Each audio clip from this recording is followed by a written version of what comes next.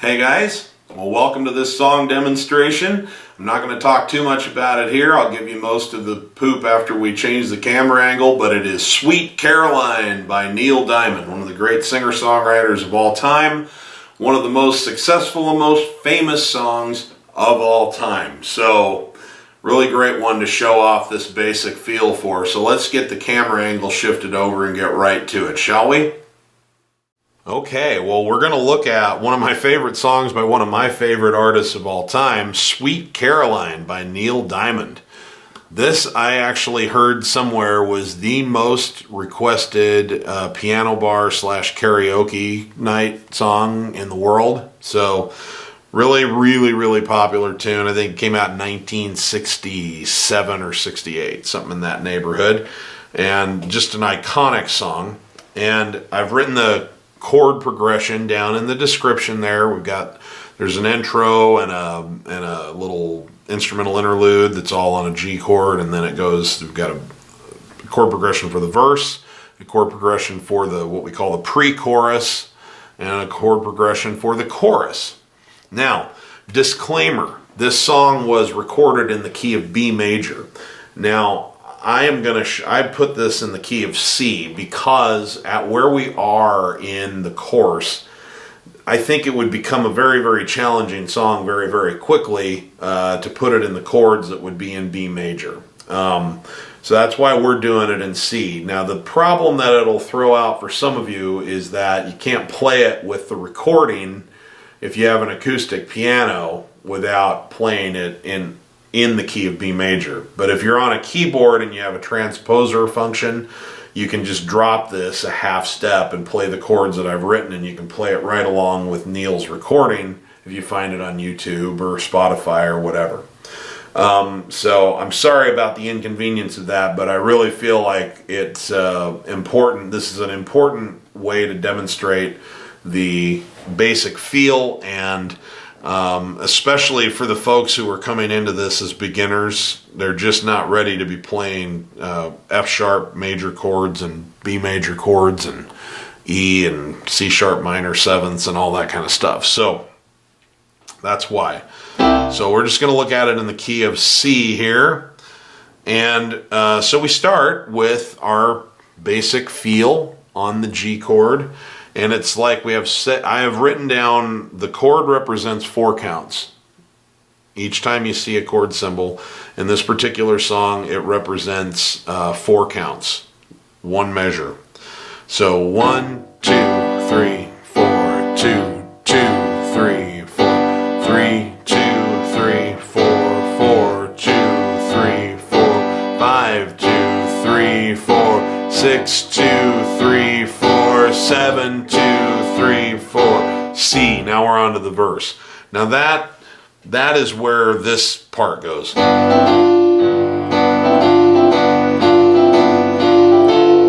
And that's what we call a signature lick. We're not here at this moment to learn signature licks as much as we are to learn how to approximate the overall feel and the overall band. But you'll notice that even when I'm playing this signature lick, what is my left hand doing? My left hand is still playing quarter notes because it is holding the rhythm section together just like the drums and the bass guitar always do.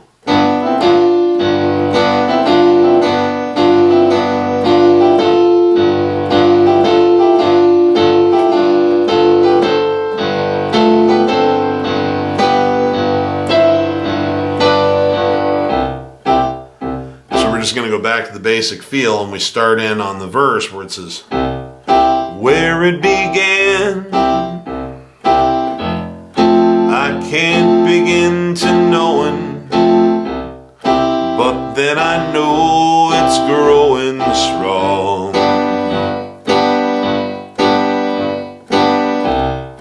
Was in the spring, then spring became the summer. Who'd have believed you'd come along?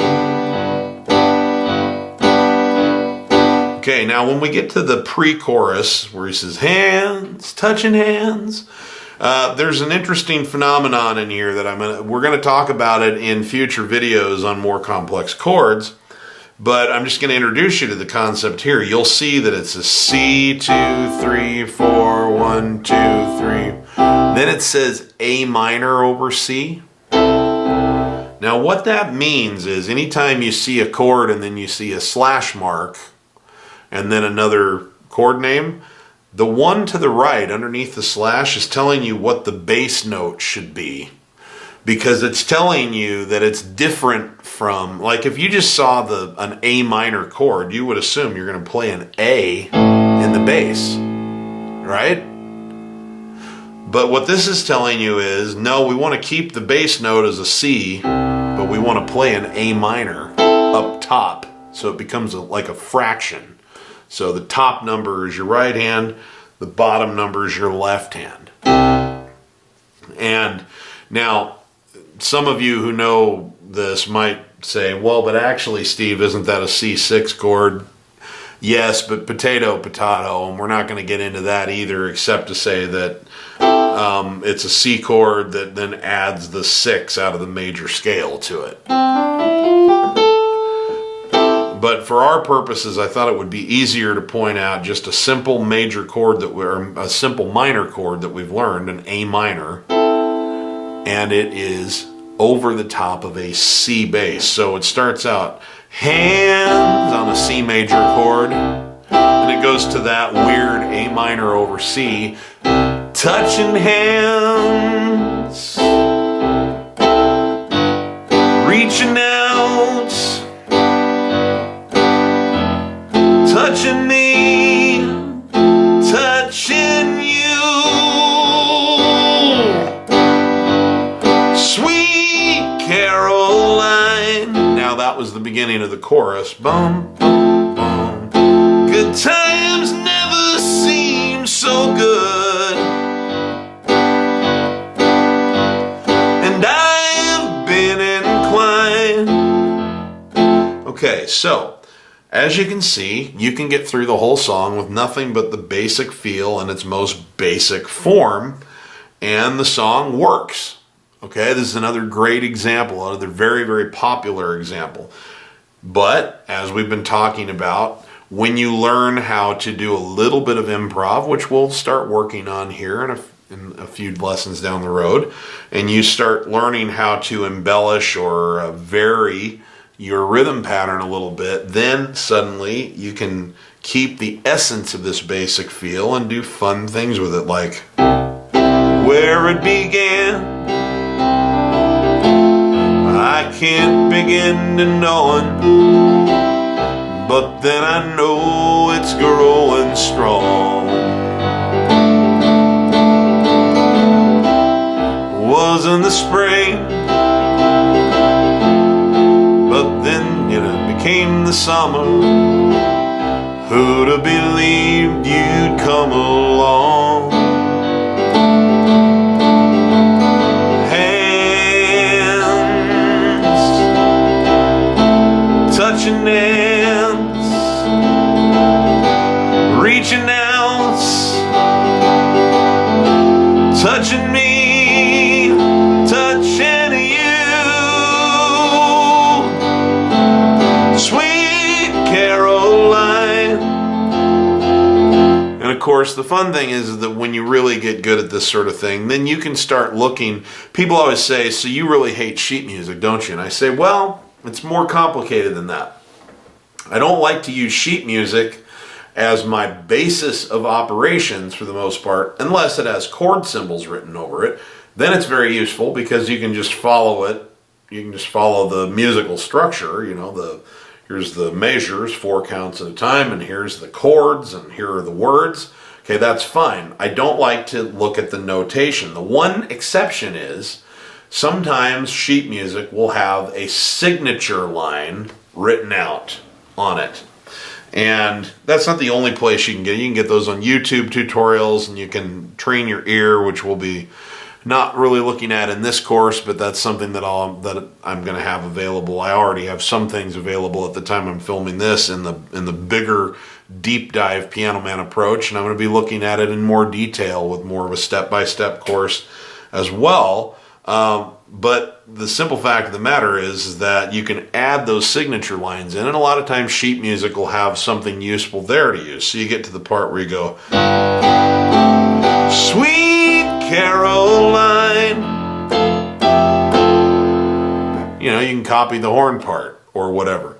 But again, underneath it, that left hand, rock steady, never loses its footing, that basic feel. It is the bass guitar, it is the kick drum, it's the snare drum, it's the ride and the hi-hat cymbals. It is the glue that holds that band together and gives the keyboard player and the guitar player and the orchestra all the freedom at once to do all these fun little things. And that's what your left hand is there to do, to give your right hand the freedom to do lots of fun things. So this is just another example of a song that you can start playing right now with the chords we've learned and with that simple basic feel that we've learned.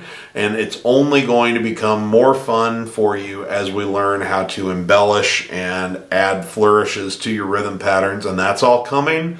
So feel free to refer back to this demonstration video often in the future and play around with the chord progression as you start to broaden your skill set for dressing things up a little bit.